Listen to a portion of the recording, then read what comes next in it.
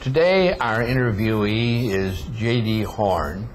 We're doing another interview for the Space Archives at the University of Alabama in Huntsville. This is a historical interview. Today is February 13th, 2007, and I'm Charles Lundquist. J.D., it's good to have you with us here today. Well, I appreciate the opportunity. Thank you. I'd like to ask you first to say a few words about where you spent your youth, where you went to school, and how you got into the space program. All right. I grew up in Texas. I moved to Fort Worth, Texas when I was 4 years old, and stayed there until I went into the Army in 1955. I graduated from Northside High School in Fort Worth, Texas. Went to Arlington State College, which then was a division of Texas A&M for the first 2 years, and then on to TCU, majoring in chemistry. And then from TCU, I entered the Army in 1955 and went to Fort Eustis, Virginia, and to shorten all of it, I made my 21st move in 18 years was to Huntsville, Alabama. So the Army moved me around a lot, including a couple of years in Vietnam. When I got to Huntsville, it was 1970, and so I may be past the range that you're particularly interested in, but I did spend 22 years in the Army and 25 years at NASA. So I've got 47 years of government service end to end. Tell us a little more about what you did in the Army. That's an interesting background. I went into the Transportation Corps in Fort Eustis, Virginia, and at the end of the one-year basic course that they had there, they offered me a couple of opportunities. One to go into like stevedore, logistics and stevedoring, things like that, and boats and so on, or the other one was to go to flight school. So I never really thought much about that, but I did go choose flight school, and I'm glad I did that because it's really probably the most fun I ever had in my life. I got to fly all the Army airplanes and helicopters, went both to fixed wing and helicopter school. And from there I went to Fort Riley, Kansas out of school, and then back for helicopter school, and back to Fort Riley, and then to Fort Ord, California, and then to Hawaii. And were all these as a pilot, or? Yes, until I got to the rank of major. And this old colonel called me in one day and says, "Do you just want to fly the rest of your life?" And I said, "Well, it's sure a lot of fun. I enjoy it." And he said, "Well, you got a choice." He says, "If you want to convert to a warrant officer rank, you can just fly all you want to. Or if you would like more responsibility, you're going to have to stand down a little on the flying and pick up some more management responsibilities." So I said, "Well, okay, I'll take the lieutenant colonel rank." So yeah. So I did that, and that sort of brought me down to just maintaining my qualifications, but not really flying much. And from that point, where was this? This was the Army Materiel Command headquarters in Washington, which, as you know now, is moving to Huntsville, Alabama, as part of the BRAC Commission studies. And of course, I was at that time I was working at the headquarters in the Management Information Systems Directorate. So we had a big integrated logistics system being developed in St. Louis, close to the Aviation Command. And so I knew the plan then was to move the Aviation Command eventually to Huntsville. Of course, it took about 20 years to get here. But anyway, I was assigned to come to the Missile Command and join them and to help prepare the Missile Command for this integrated logistics system so that when the Aviation Command arrived, they could just convert to that and be, blend right in. So what year was it you came to Huntsville then? This was 1970. 1970, all right. And I suppose when the Aviation Command came 6 or 8 years ago here and joined us, so... But anyway, I retired at the Missile Command, and when I first got there, I think Joe Moquin had just about retired to take over Teledyne Brown, moved to Teledyne Brown. and I worked for a fellow named Willie Calcote, who was Director of Management Information Systems, and he knew Colonel Moquin, and he and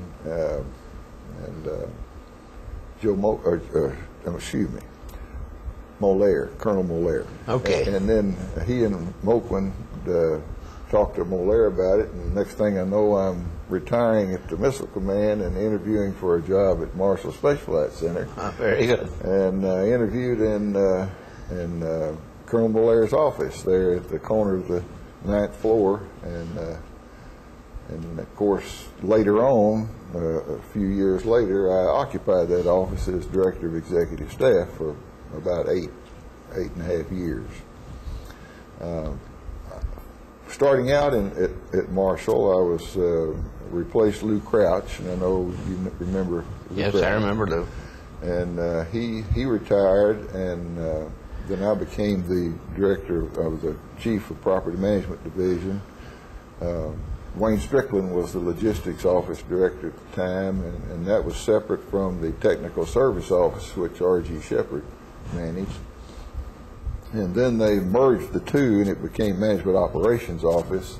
Then I became deputy of that office. And Who was the head of it then? The head of it then was R.G. Shepard. Oh, yes. We had that, and then I was selected to move into the executive director's office, and so I went to that in 8.5 years, and then I went back to Management Operations office as the director. Let's talk about those 8.5 years. What were some of the highlights of things that happened during that time? Well, just lots of things happened during that time. I'm sure there were. Yeah, that was a really busy time.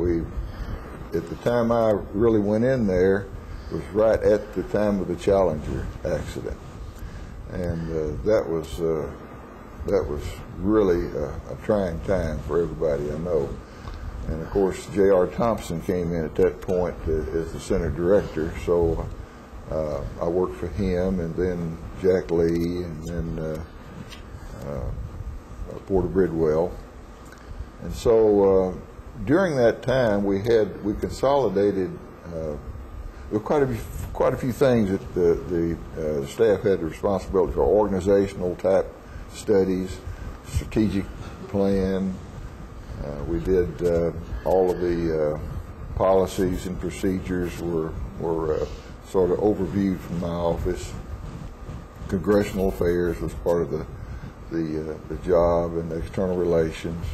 I had a brief stint with the Chamber of Commerce then on their education committee as the chairman, and then later Jack Lee asked me to see if I could pull together all of the organizations that were doing something for public education. Mm-hmm. And so we formed the education office then, and that was part of my responsibility, which led me on sort of a strange project that I had then that I really wanted to do, and Jack Lee let me do it, and it was really wonderful because I got to develop an education program kind of in my spare time while doing other things. But this education program involved about 400 Marshall employees who had volunteered to help the school systems and the families and so on around the town with programs at the public library, and we actually did a course for out at Bob Jones High School for elective credit for students out there, and had to do with astronomy and stuff like that. What would a typical day include during those 8.5 years? Can you sort of walk us through the kind of things you did in the day? A lot of my time was spent really making sure that all of the correspondence that came into the center got to the right place, and that keeping up with suspense dates and things that the center director had to move those documents back out to wherever they came from, and to review them and make sure they were complete. And that took quite a bit of time. I remember at that time Mary Bonner was working for me, and she was just wonderful doing that. And so we had it was quite involved just doing that one thing. And then, of course, congressional relations got to be taking some of my time, practically every day. Actually, I think that just trying to keep up with the administrative aspects of what the staff, the primary staff, had to do there was kept me busy all day, every day. Yeah, I'm sure you were very busy. Yeah. Well, you worked for, what, 3 or 4 different center directors. Right. They are very different personalities. Mm-hmm. Did you have any interesting comments on that? Well, yes, you're correct. Everybody's got their own management style, as you well know, and I recall when I knew what Dr. Lucas pretty well liked. He liked the way I understood the way he liked things to go, and he liked you to start a presentation, for example, by giving him the background and leading him kind of up to the logical steps before you arrive at a solution. And then J.R. Thompson fooled me to start with, and I couldn't quite understand why I wasn't making the points with him that I should make. When it finally occurred to me, what he wanted to hear was the back page of the story first. Tell me what the solution is, and if I like the solution, then we go back up and understand how that was built up to. So that threw me for a little while. Two different approaches. Two different approaches, and both very effective. So you learn a lot about different management styles. Jack Lee was wonderful on projects. You know, he got a good mind for projects, and J.R. of course brought us through the return to flight, and that was quite busy at that time.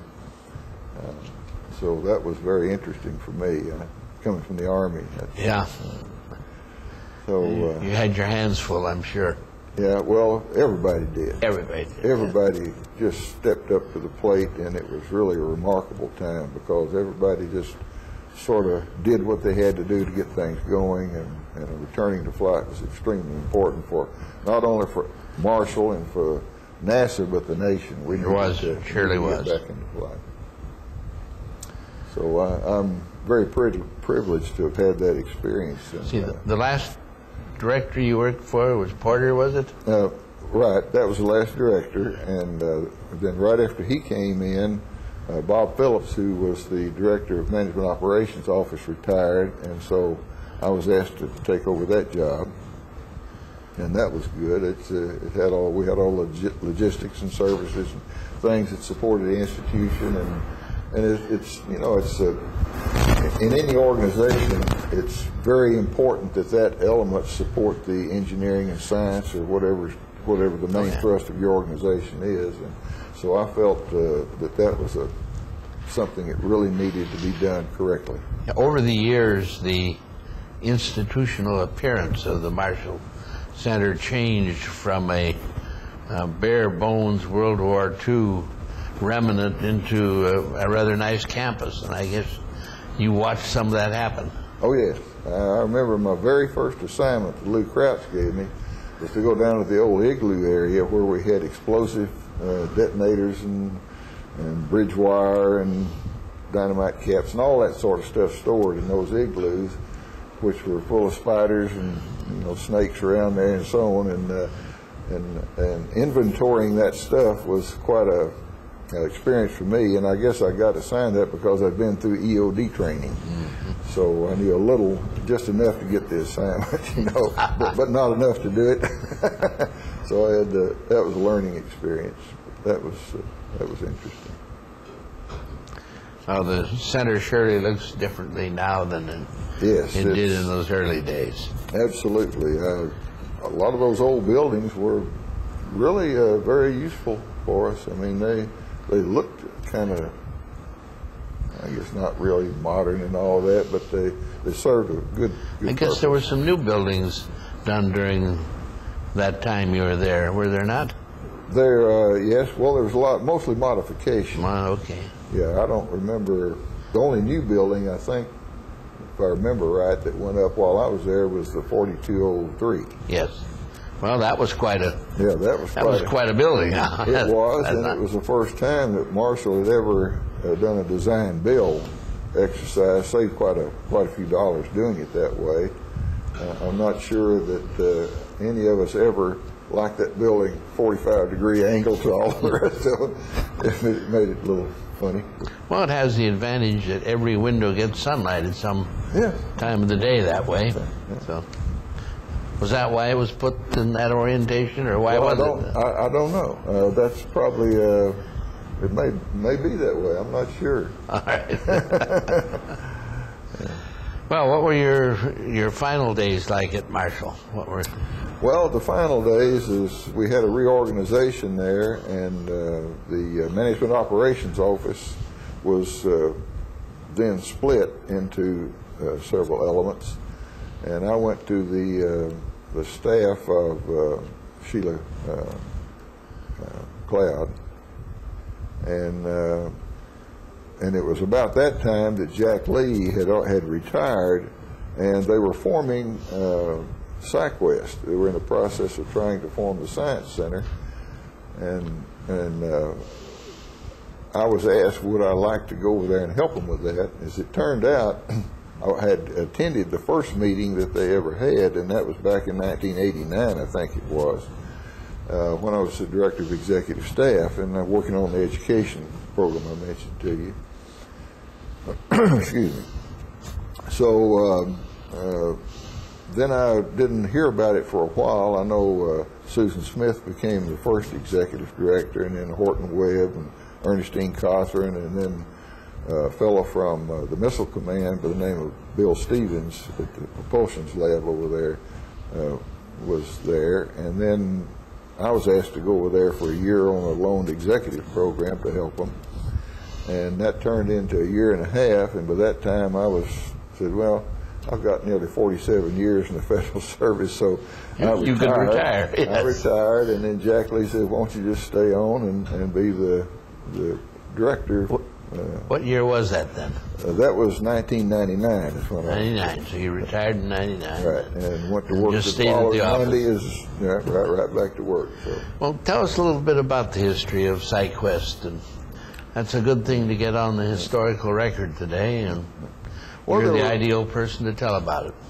Well, actually, there were 4 ladies teachers that back in 1989-90, that time frame, that thought that Huntsville, being a very high-tech place, should have a science center with all the science and engineering technology that we have here. And so they started planning that, and Gene Sapp was helping him at the time, SCI president.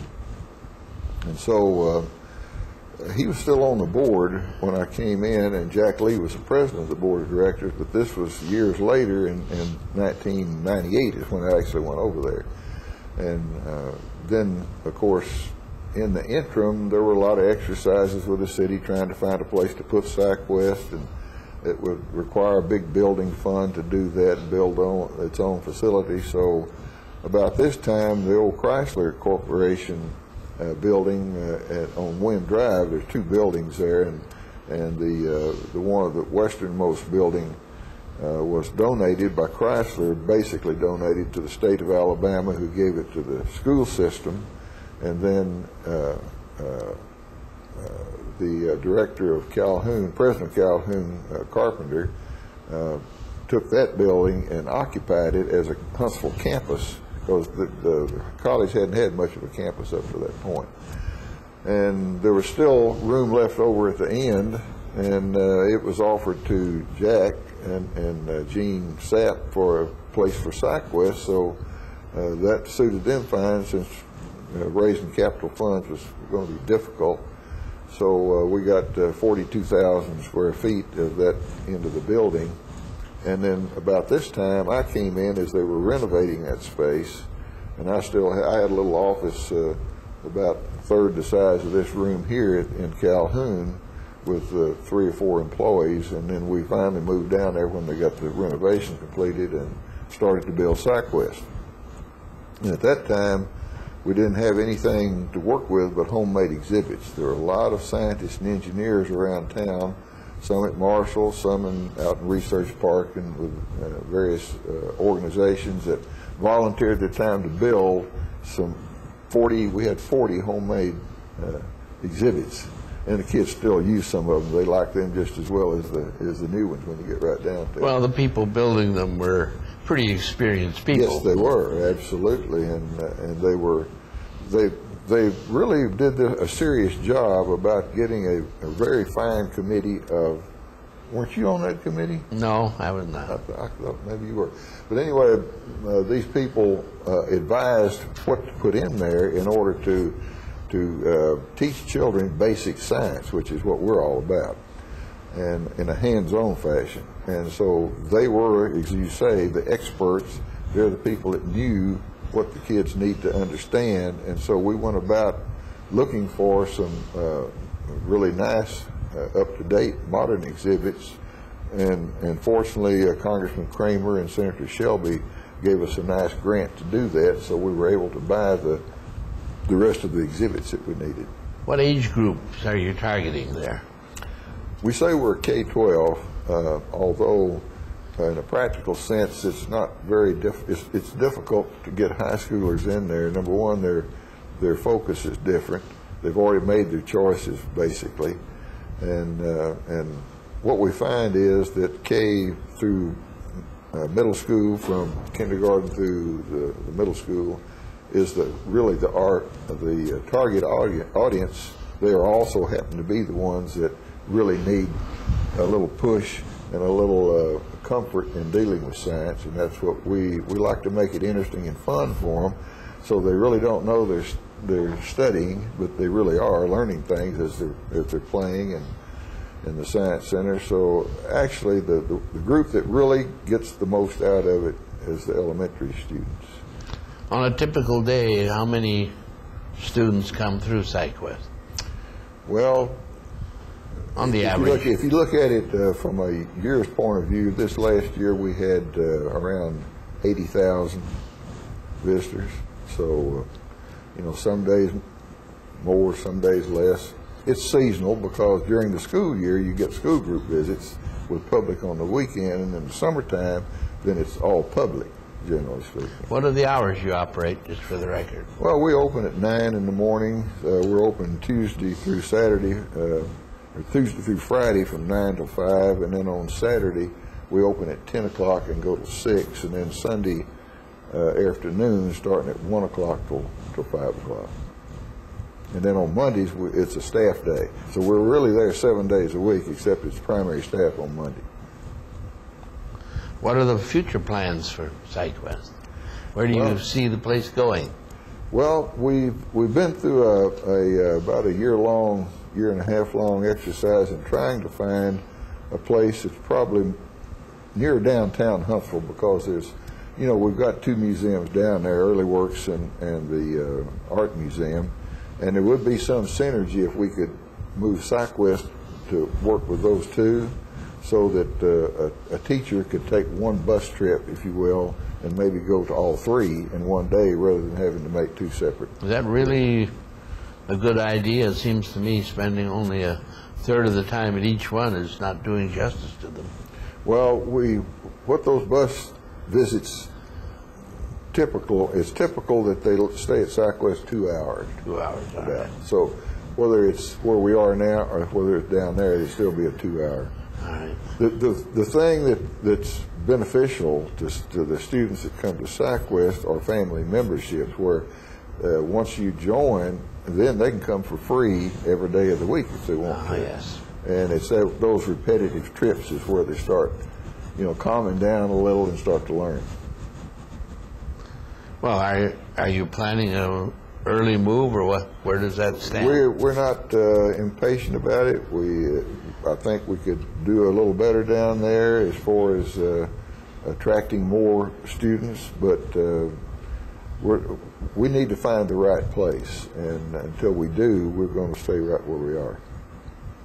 Well, where you are is fairly convenient. It is. It's very convenient. The parents that come there and bring their children there, they love it there, and lots of parking. Right. We talked about that. So makes it convenient, but I think we could, we've done a couple of cooperative programs, for example, with the Art Museum, where the kids learn about photography and the chemical processes and learn how to build a little box camera and then take their pictures and then go to the Art Museum and they show them how to lay them out in the photographic style and frame them and all that sort of stuff. So it's a good connection between art and science. How large a staff do you have now? We have, in FTEs, we have 17.4, something like that. I have 22 actual So employees. it's quite an operation now. Plus volunteers. We Yeah. get lots of volunteers that help us, particularly in the summertime. Well, what advice do you have for new people coming along into the space program? Always like to be sure we give you interviewees a chance to comment on the future for the young folks coming up. Well, it's a very, very, I think, gratifying career to join NASA and to experience all the excitement of the space program. And it doesn't matter what capacity, whether you're an astronaut or a program payload specialist or working in a lab, and it's all for one purpose only, and that's to help man explore, to see what's out there, to learn more about our universe, and I'm just holding my breath about the Hubble. I hope that's been really a super program, and I hope we can hang on to that and get a little more out of it. Do you have anything related to Hubble at SciQuest? Yes, I surely do. I have an immersive theater there. We call it immersive because it's a 3D interactive theater, and all of the images are driven from an Onyx graphics computer and streamed in real time onto the screen, and then there are workstations in the audience so the children can participate with what's on the screen and build a planet, build a biome, tour through the human body, and all that sort of stuff. So we do have one specific show called Cosmic Connections, and that tells about the birth of a star and about our solar system. And it's really quite interesting. At the end of the last 7 or 8 minutes of the program, the computer workstations with touch screens come up, and the kids can select their own size of the planet, the density, the temperature, the distance from the sun, the shape of the orbit, and all that stuff, and then place their planet into the solar system to see if it works. That must be fun for the kids. That is. They do a lot of, they destroy Earth just about every time they see it. Well, you're probably doing more for the future of the space program by educating these young folks than anybody else around. Well, it's an opportunity we have, and all you have to do is engage children, and they'll learn. They have the curiosity, particularly at a young age.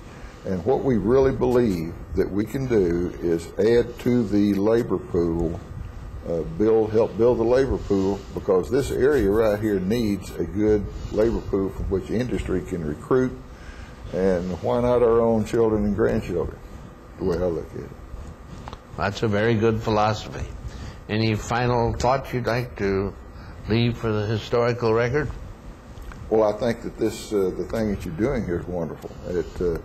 Oftentimes, stories don't get told until it's too late to find the people that can tell them. And I can't contribute a lot. I didn't have the honor of working directly at the time Von Braun was there.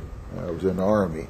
But it's a great heritage, and y'all are doing a marvelous thing here putting all this together for us. You were there during some very critical times. The Challengers and return to flight and so forth were very critical to the National Space Program. You saw that through. Absolutely. I wouldn't have missed it for anything.